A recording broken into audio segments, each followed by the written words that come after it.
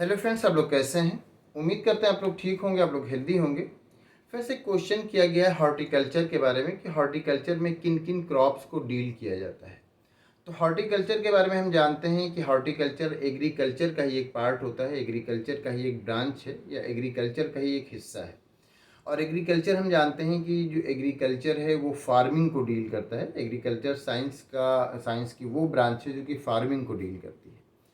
और फार्मिंग में हम जानते हैं कि जो क्रॉप का प्रोडक्शन होता है, क्रॉप ग्रो कराना है या फिर क्रॉप ग्रो कराने के लिए जो सॉइल है उसकी फार्मिंग, सॉइल को ठीक से बनाना ताकि वो उसमें प्रोडक्शन ज़्यादा हो, फर्टाइल हो। और उसके साथ साथ एनिमल की जो रियरिंग होती है, जानवरों को पालना, ये सब एग्रीकल्चर में आता है। चाहे वो क्रॉप को उगाना हो, चाहे उस सॉइल को आप उसको बनाते हैं, एक तरह से उसकी जुताई करते हैं और उसमें फर्टिलाइज़र्स मिलाते हैं, और इस तरह से बहुत सारी जो सॉइल से रिलेटेड एक्टिविटीज़ हैं कि उसमें प्लांट अच्छी तरह से ग्रो करे। और इसके साथ साथ जो एनिमल्स को पाला जाता है, एनिमल्स की रेयरिंग होती है, तो ये सब एग्रीकल्चर में ही आता है। अब एग्रीकल्चर में ये आता है जो हॉर्टिकल्चर की बात आई कि आपने जो क्वेश्चन किया कि हॉर्टिकल्चर में कौन कौन से जो क्रॉप्स हैं उनको डील किया जाता है।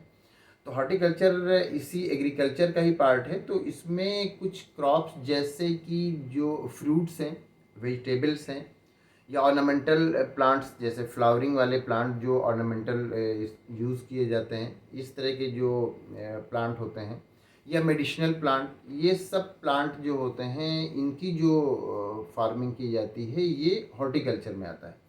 आप कोई प्लांट लगाते हैं, कुछ क्रॉप उगाते हैं जो कि जिनसे कि आपको वेजिटेबल्स मिलेंगे, तो वो हॉर्टिकल्चर में आ गया। या जिनसे फ्रूट्स मिलेंगे वो हॉर्टिकल्चर में आ गया। या मेडिसिनल प्लांट आप उगा रहे हैं तो वो भी हॉर्टिकल्चर में आ जाएगा। या आप इस तरह से प्लांट उगा रहे हैं जो जिनसे आपको फ्लावर मिलेगा और उन फ्लावर्स को आप आगे चल के बेच देंगे, उन फ्लावर्स के लिए आप जो फार्मिंग कर रहे हैं, तो ये सब हॉर्टिकल्चर में आता है।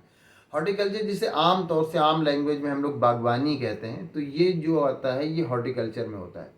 और एग्रीकल्चर तो सभी को डील करता है, जितनी भी फार्मिंग है वो एग्रीकल्चर में ही आती है। चाहे वो ये जो हॉर्टिकल्चर वाले जो क्रॉप हैं ये हों या अदर क्रॉप्स हों, जैसे कि गेहूं, धान, मक्का, ये सब जो है ये सब एग्रीकल्चर में आता है।